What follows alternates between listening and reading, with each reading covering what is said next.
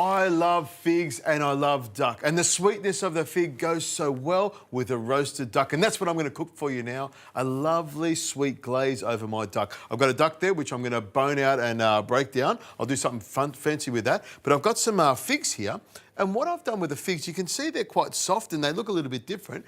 I got a little bit of boiling water, poured it over the top of the figs and rehydrated them. I'm still just in a little bit of shock how you've turned a fig episode into just cooking a whole duck.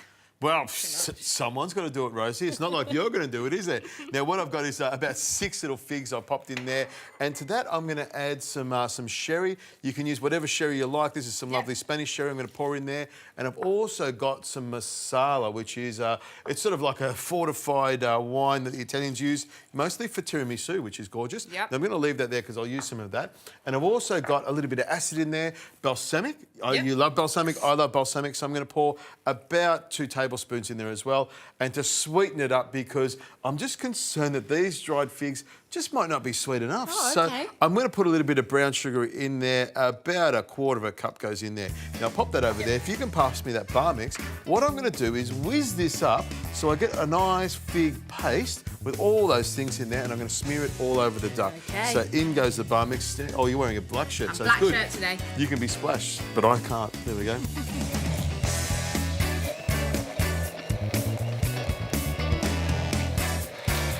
There we go. It doesn't take very long at all, Rosie.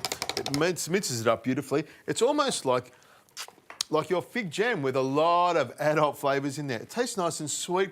Oh, yeah. You can see this really sweetness working with duck. So what I'm going to do is slide that over there, and we're going to bring in the hero, which is the duck. I mean, the fig is the hero, isn't it? The heroine, the ducks. Now, what I'm going to do is take it out of the packet like this and split it open. Look, ducks come with legs and they come with wings and they come with necks. So what I'm going to do is remove the neck, which I think is the, you know, you can use the neck if you want. I'm going to change my focus over to the mint. And what I'll often do is use the duck neck for the actual sausage. So what I'm going to do is take that off like that, remove it and put it aside. And of course the wings here, I'll just open the wings here like that, and where that joint is there, I'll just give it a chop like that so it goes all the way through.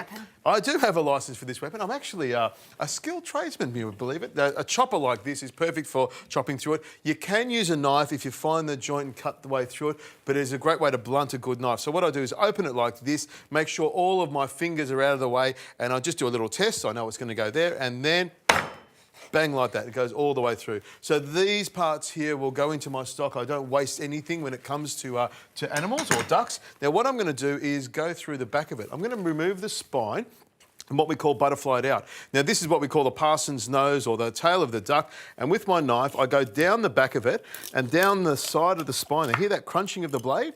That's what you want to hear or you don't want to hear when you go to your chiropractor. So around the side there, I'm just going to gently run my knife down the back of it like that. You could use a pair of scissors if you wanted to, but I reckon a good sharp knife goes straight through those bones very, very easily. Make sure you remove all those little pieces.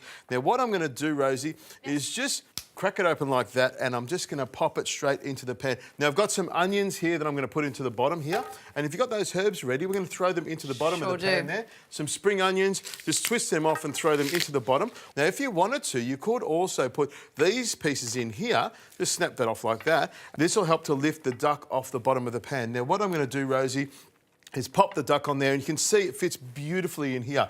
Now, of course, we need some salt on here, plenty of salt.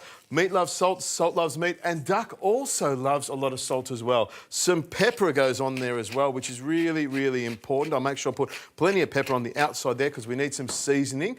And, of course, those herbs. I'm going to reach across and grab all of those herbs. I'm going to pack these around the outside here. So these herbs, as the duck cooks, will actually infuse, and all those flavours will go up through the duck and make it delicious. Now, the fig glaze. This is an important part. What I'm going to do is put it on the top here.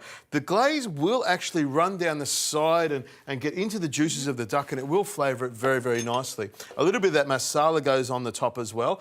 And what I'll do is just spread that around like this. As the duck's cooking, I'll spoon some of the glaze over the top of it and let it cook nice and slowly. Now, the trick to this is popping the lid on.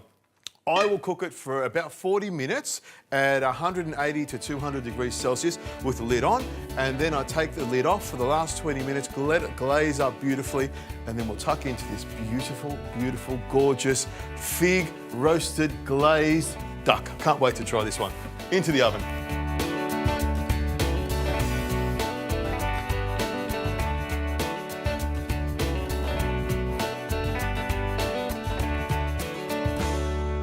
Now what I'm going to do, I'm just going to have a whole half duck because I reckon... Why not? Why not? Because you're not going to eat the other half, so I might as well... You know, we don't want it to go to waste, do we? So I'm going to pick this up and pop it onto my plate there like that. And I've got a little plate there for you, Rosie. Oh, that's because nice. I know you don't eat meat, but I've got some vegetables for you. These because are perfect. you need to have some lovely vegetables. Now, what I'm going to do, Rosie, I'm going to get in here and I'm going to try and share the experience of this beautifully cooked duck. Now, I'm just going to go to the glaze here, and you can see that glaze. I've been spooning that onto the duck every few minutes, every 10 minutes or so while it's been cooking. You've kind of made your own jam there, haven't you? Duck jam. It is. It's gorgeous, and it's mixed with the duck fat and the juices of the duck. It tastes really good. But, of course, it's the duck that I really like. And I want to see cooked perfect. how well... Oh, look at that. The duck just falls off the bone, which is exactly what you want when you're cooking duck. It's steaming, it's hot. I'll take a little bit of that glaze there and I'll put it onto my duck like that. And you can smell it's going to be gorgeous. You Does can smell smell good. the duck and the fig working so well together. And I'm teasing you. That's what I'm doing. But I'll just put it Get into it my in mouth. there. There we go. Yeah, no, I know that you're in your element there, really, aren't you? That is melting in the mouth. Tasting good? The sweet meat really works well with the duck. It is so delicious. It is so gorgeous and so tender, which is really important to me. I'll tell you what, I'm going to eat all the duck and you eat all the veggies, and I reckon we'll both be happy. Oh, yeah, no problem.